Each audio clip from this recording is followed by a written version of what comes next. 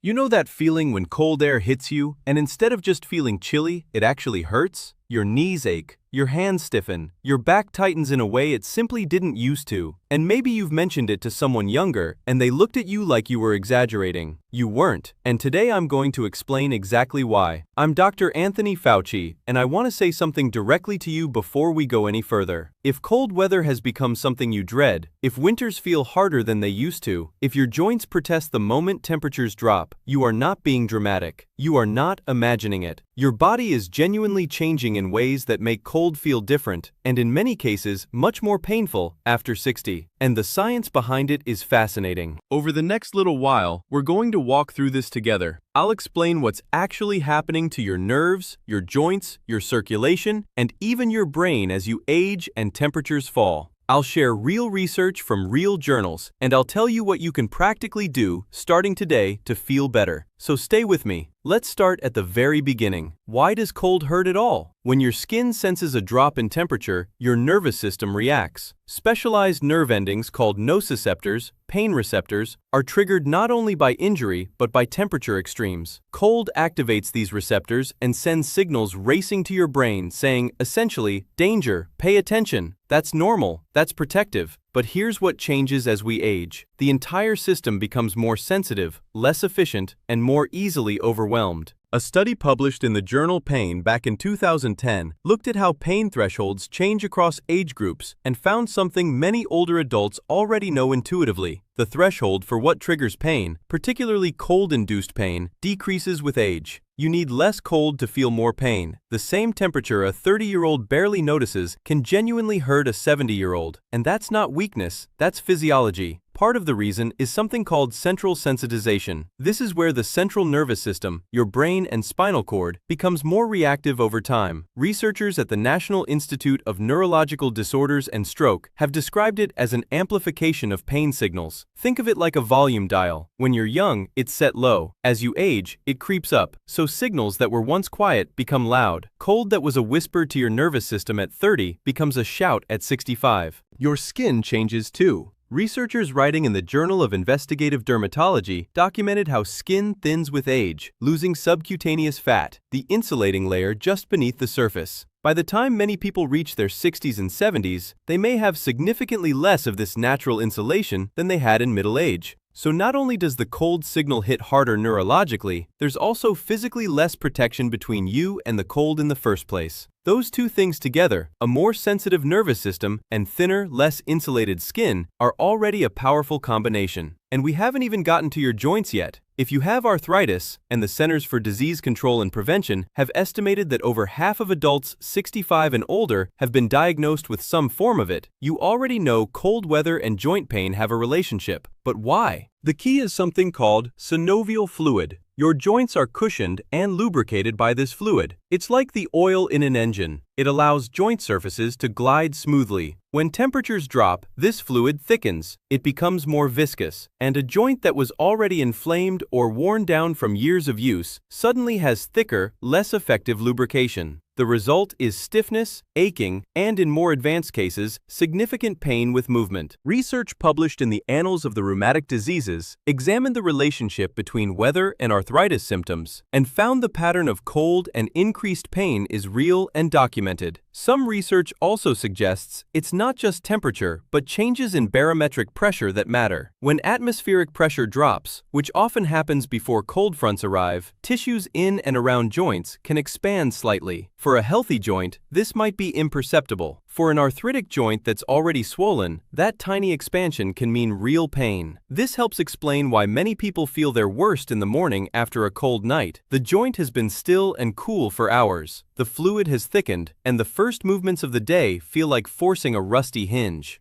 Now let's talk about circulation, because this is another major piece that doesn't get nearly enough attention. As we age, our blood vessel walls become less elastic. The smooth muscle that allows arteries to expand and contract becomes stiffer. When cold causes blood vessels to constrict, which is a normal, protective response to preserve core body heat, older blood vessels may not respond as fluidly or rebound as efficiently as younger ones. Research published in the American Journal of Physiology examined how vascular reactivity changes with age and found that older adults show reduced vasodilation, meaning blood vessels don't open back up as quickly or as fully after cold exposure. What does that mean practically? Your extremities, hands, feet, ears, stay cold longer. The blood that's supposed to rush back and warm those tissues takes longer to arrive, and cold tissue that isn't being properly warmed hurts. This is also why conditions like Raynaud's phenomenon, where fingers or toes turn white or blue in the cold due to blood vessel spasm, become more noticeable with age.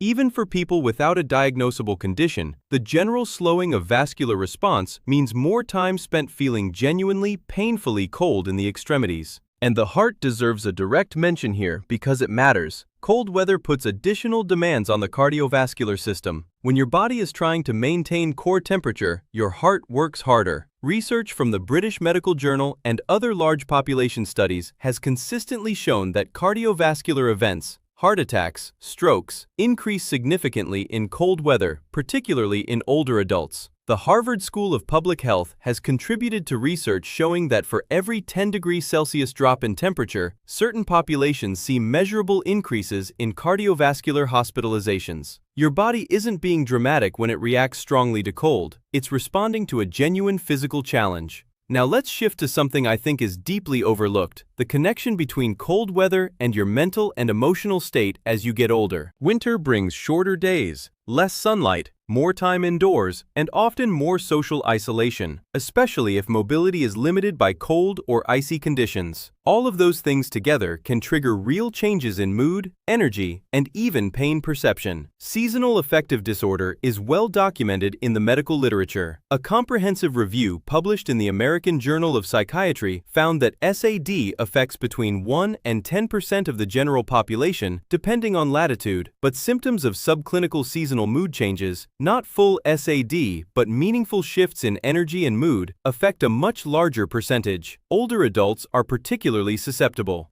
Here's the critical connection. Mood and pain are not separate systems in the brain. They're deeply intertwined. Research published in the journal Psychosomatic Medicine found that negative mood states amplify pain signals, and that this amplification effect may be stronger in older adults. So when you're feeling low, isolated, or anxious during a long winter, your pain sensitivity genuinely increases. This is not a figure of speech, it's measurable biology. So now the full picture is clear. Thinner skin with less insulation, stiffer blood vessels slower to warm the extremities, joints with thicker, less effective lubrication, a nervous system with the sensitivity dial turned up, and potentially lower mood, less activity, and less sunlight, all of which further amplify what your body is already feeling more loudly than it used to. None of it is in your head, all of it is manageable. So let's talk about what the research actually supports in terms of managing this, because understanding why something happens is satisfying, but knowing what to do about it is what helps you. The first and perhaps most powerful tool, and I know it sounds too simple, is movement. Gentle, consistent movement even when it's cold. I understand the instinct to stay still when joints hurt. It feels counterintuitive to move something painful, but the research is clear. A landmark study published in Arthritis and Rheumatology found that regular low-impact physical activity significantly reduced joint pain, improved joint function, and slowed progression of osteoarthritis symptoms compared to a sedentary group. The motion itself helps distribute synovial fluid through the joint, warming it up and lubricating it, like warming up engine oil so it flows freely. For older adults in cold weather, the goal isn't strenuous exercise, it's gentle, consistent movement. Walking, even indoors through a mall or community center, is excellent. Water exercise in a heated pool is particularly beneficial because the warmth helps joints while movement provides the benefit. Cochrane Library systematic reviews on exercise and arthritis have repeatedly supported aquatic exercise as one of the most effective interventions for older adults with joint pain. Morning stretching before you get out of bed has also been shown in clinical studies to reduce morning stiffness significantly. A few minutes of gentle range of motion movements before you stand up can make a real difference in how your morning feels. There's a reason physical therapists teach this. It works.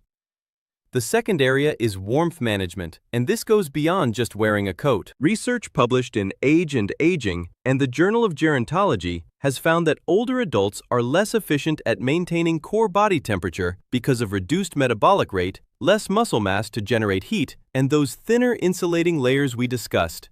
Layering clothing, moisture-wicking base layers close to skin, insulating layers over that, is more than comfort. It's physiologically meaningful.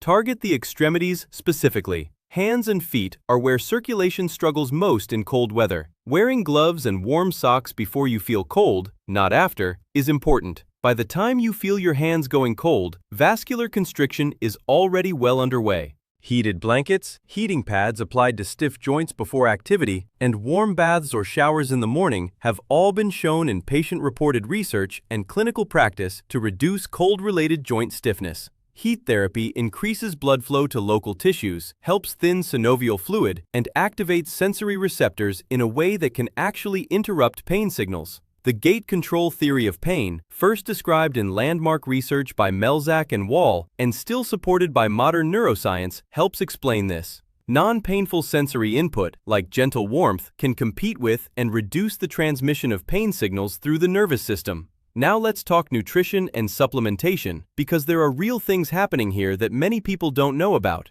Vitamin D is one of the most important micronutrients in this conversation. The National Institutes of Health and multiple large-scale studies have found that vitamin D deficiency is extremely common in older adults, particularly in winter when sun exposure is limited, and that deficiency is associated with increased musculoskeletal pain, decreased muscle function, and increased fall risk. A meta-analysis published in the journal Nutrients found that vitamin D supplementation in deficient older adults was associated with reduced pain and improved physical function. Your doctor can check your level with a simple blood test. If it's low, and in winter, it very well might be, supplementation under medical guidance is worth discussing. Omega-3 fatty acids are another area with genuine research support. Found in fatty fish like salmon, sardines, and mackerel, and available as supplements, omega-3s have anti-inflammatory properties studied specifically in the context of joint pain. Research in the Annals of the Rheumatic Diseases found that omega-3 supplementation can reduce joint tenderness, morning stiffness, and reliance on anti-inflammatory medications in people with joint conditions. Hydration is something people think of as a summer concern, but it's critically important in winter too. Many older adults are chronically mildly dehydrated without realizing it, partly because the thirst sensation becomes less reliable with age. Research published in the Journal of Gerontology documented this reduction in thirst perception decades ago. Dehydration affects synovial fluid quality, affects circulation, and affects how the body regulates temperature. Warm beverages in winter are both pleasant and genuinely useful. Magnesium is gaining increasing attention in the research. It plays a role in muscle function, nerve conduction, and inflammation regulation. Studies published in the European Journal of Clinical Nutrition have found that magnesium deficiency is associated with increased inflammatory markers and increased pain sensitivity. Many older adults don't get adequate magnesium from diet alone. This is worth raising with your doctor, particularly if you experience muscle cramps or spasms in cold weather. Now, practical tools for the mood and brain side of this. Protect your light exposure. Sunlight, even winter sunlight, regulates your circadian rhythm, supports serotonin production, and suppresses excess melatonin. Research reviewed by the National Institute of Mental Health has shown that increasing light exposure during winter months reduces seasonal mood changes and improves energy. Getting outside for even 15 to 30 minutes during the brightest part of a winter day can make a real difference. If getting outside is difficult, a full-spectrum light therapy lamp used in the morning has been studied extensively and shown effective for seasonal mood changes and their downstream effects on energy and pain. Social connection is equally important and often underestimated as a health factor. Research from Brigham Young University and other institutions found that social isolation has measurable effects on physical health, including inflammatory markers in the blood. Loneliness increases inflammation, and inflammation, as we've discussed, amplifies pain. Maintaining social connection during winter, whether through in-person visits, phone calls, community programs, or online groups, is genuinely good for your joints, not just your spirit. I also want to address sleep specifically because many older adults experience winter sleep disruption and don't always connect it to the cold. Research published in Sleep Medicine Reviews found that thermoregulation is deeply tied to sleep quality and that older adults have more difficulty maintaining consistent body temperature through the night. Your core body temperature naturally drops as you fall asleep and rises as you approach waking. When cold disrupts that process, it doesn't just make you wake up cold, it can fragment your sleep, reduce the deep restorative stages, and leave you waking with more pain and stiffness than good uninterrupted sleep would produce. Keeping your bedroom temperature consistently moderate, research has suggested somewhere between 60 and 67 degrees Fahrenheit tends to support sleep quality in older adults, and using adequate bedding matters. Warm socks at night have actually been studied and found to improve sleep onset and quality in older adults because warming the feet promotes vasodilation and helps the body achieve the core temperature drop it needs to fall asleep. A warm bath or shower an hour or two before bed is also evidence-backed. Research published in the journal Sleep Medicine found this practice reduced the time it took to fall asleep and improved self-reported sleep quality in older adults by initially raising skin temperature and then allowing it to drop, mimicking the natural cooling your body uses to initiate sleep. Let me close with this. The research on successful aging tells a more nuanced and ultimately more hopeful story than our culture usually offers. A study published in the Journal of the American Geriatric Society found that older adults who maintained a sense of purpose, stayed physically active at a level appropriate to their ability, and remained socially engaged, reported better physical health outcomes and less pain, even with the same objective medical conditions as less engaged peers. Cold weather is harder after 60. It genuinely is. The science confirms it. But harder doesn't mean unbearable, and it certainly doesn't mean nothing can be done. Move every day, gently and consistently. Manage warmth proactively. Support your body from the inside with adequate vitamin D, omega-3s, hydration, and magnesium. Protect your mood with light exposure and social connection. Guard your sleep with warmth and a consistent routine. And talk to your doctor specifically about your situation, not generically, but about your joints, your levels, your conditions, your life. You now understand why cold hurts more. You understand the mechanisms, and you have real, research-backed strategies to make this winter more comfortable. If this was helpful, please hit the like button. It helps other people who need this information find it. Leave your questions in the comments below. I read them and they shape what I cover next. And subscribe if you haven't yet, because we do this every week. Real health information for people over 50, without the fluff. Until next time, stay warm, keep moving, and take good care of yourself. You've absolutely earned it.